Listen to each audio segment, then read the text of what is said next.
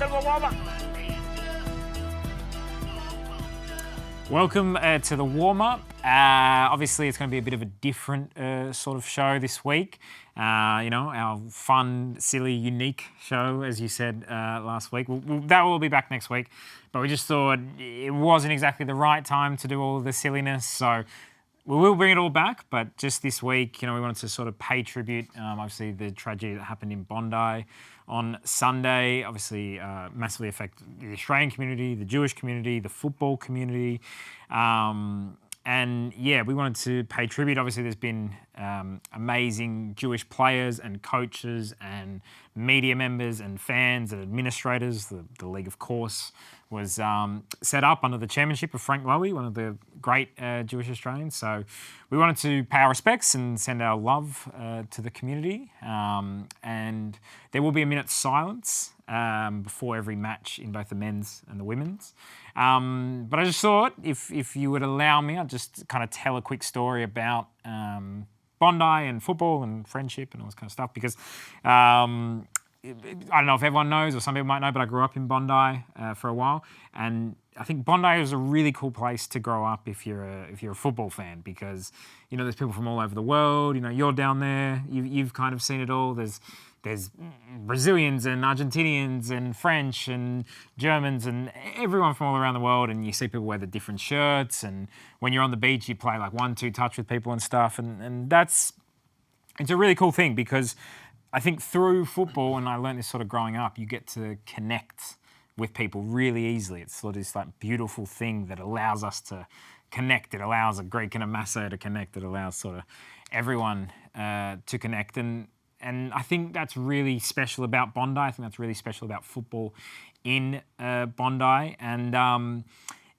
growing up, I had a lot of Jewish friends as well. And kind of one in particular, Jono Barzell, his dad, Erez, used to invite me over for Shabbat dinner every Friday night, which, he was sort of like a father figure to me as well, which was very nice. And then later on, when we were all in high school, Jono introduced me to some guys called Jesse and Robbie.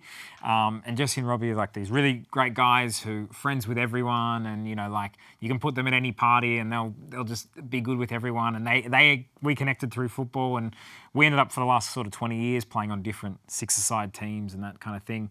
And about a year or two ago, Jesse brought this guy who'd come from France. He'd recently arrived, and Jesse knew him, and one of the cool ways to kind of integrate, I think, into society in Australia is through football and playing with people. And even if you don't kind of speak the same language, you can connect so easily.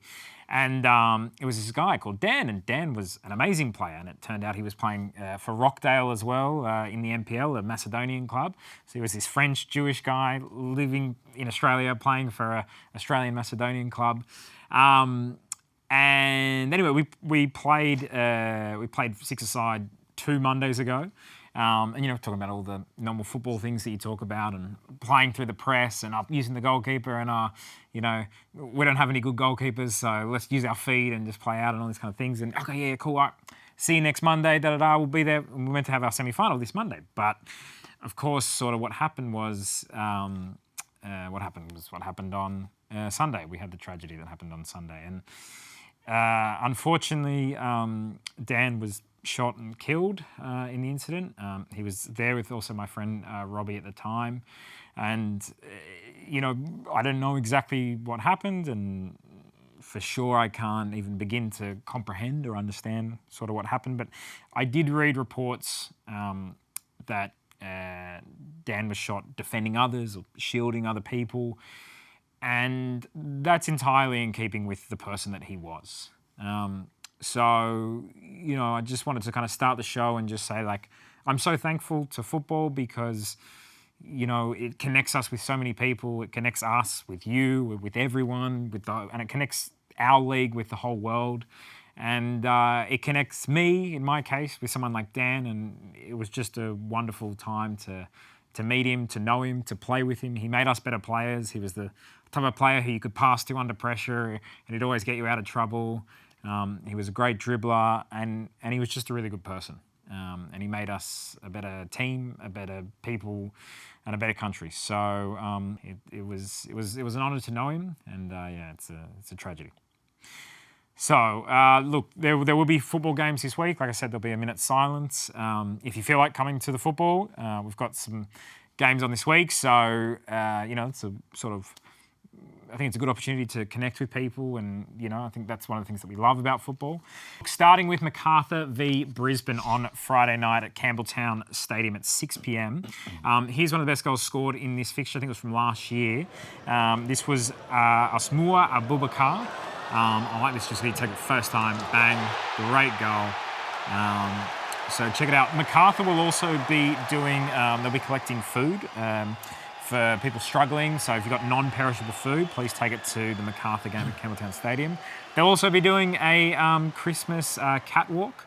So for people dressed, So for people dress up as Santa and all that kind of stuff, they're doing a bit of a Christmas special thing. And they're doing a kind of elf on the shelf, find it around the stadium. So fun. It's their Christmas game. So if you go into Macarthur, check that out. The next game on Friday night is Wanderers v Auckland at Combank Stadium. That's at 8 p.m.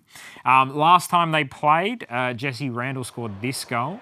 So it's an important game for both teams. They need to win. This was a cracking goal. What do you rate this one? Bang. Oh, you know what? He did very well because obviously there's that many players in front of him that the goalkeeper wasn't able to see his front post, and that's Lawrence Thomas. He's one of the best goalkeepers in the A-League, so great strike. That should be a good game because I think both teams really need to win that one. So go check that out. That's Friday night, 8 p.m. On Saturday, we've got Newcastle Jets v Sydney FC at McDonald Jones Stadium at 5 p.m. Look, this fixture is always in A-League history because it was the game that Del Piero scored his free kick. Amazing. Craig Goodwin, Ruben Zadkovic and Emil Heskey all in that well. And this was just it's like iconic. Yeah, this was one of the peak moments. Always nice when Sydney plays Newcastle. Also in this game, Heskey scored, and also in this game, Craig Goodwin scored his first ever A-League goal. So I was at that game. How old were you then? I reckon I was 21 or something. Pretty. How old are you now? Too old, unfortunately. Rightio. But yeah, so make sure you check that out. And obviously, because it's in Newcastle, bring your paper airplanes. Because I think they're still doing that? They're still doing that. Then later, of course, Melbourne Derby. You played in plenty of these. Look, we're going to talk about the best goal in this fixture. For me, it's got to be Tim Cahill. Maybe it's the best goal ever where you were very close to it. You were within about 10 metres of it. And you had a great view. Great view. I should have sat on the bench. But awesome. Mate, he closed his eyes, I'm telling you that right now. It was just, it was just meant to be. That game, Melbourne City, probably the first time when I was at Victory that they actually played us off the park. Tired. Look, always the Christmas derby, just before Christmas. Always a good one to go out to. So Victory fans, City fans, Melbourne football fans, just make sure you get to the game because it will be a good one, as it always is. Late on Saturday night, or 6:45 in Perth, is Perth v Adelaide, 9:45 in the eastern side of the country. This is at HBF Park, of course, and the best goal from this fixture, well, let's take a look at it. Adam Taggart, back heel. I love a bit of a back heel. Bang. Oof. Yeah, good finish, huh? Great finish. Taggart quality. Hopefully he scores this week. Hopefully, Adam Griffiths give us more gold in the interviews with the line and everything else. It should be a good one. Interesting, because Perth, they lost last week, but I have a feeling they might get back in the winning column this week. And then finally, we've got Wellington v Central Coast Mariners. I believe they're calling it Nixmas over there. So make sure you get to that if you're across the ditch.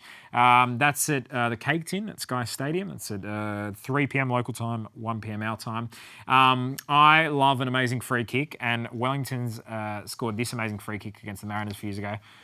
Bang. Oof. Yeah, just quality. There's a lot of quality. So when you see those goals, you wonder if they can do it again. Yeah, totally. Well, he's going to be injured, so he won't be playing. But hey, Alex Rufer, step up and hit one.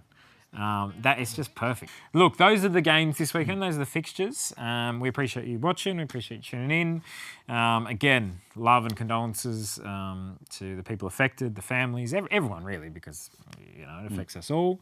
No, of course. And football, like you were mentioning before, football has its own language. So, the joy of football always brings people and communities together. So go out, watch, support your teams. It was tragedy what had happened, but we have to be a strong community and stick together. Totally, and I think that's what we do well as the football community when these things happen. So enjoy the games if you like going to them, no problem at all if you don't.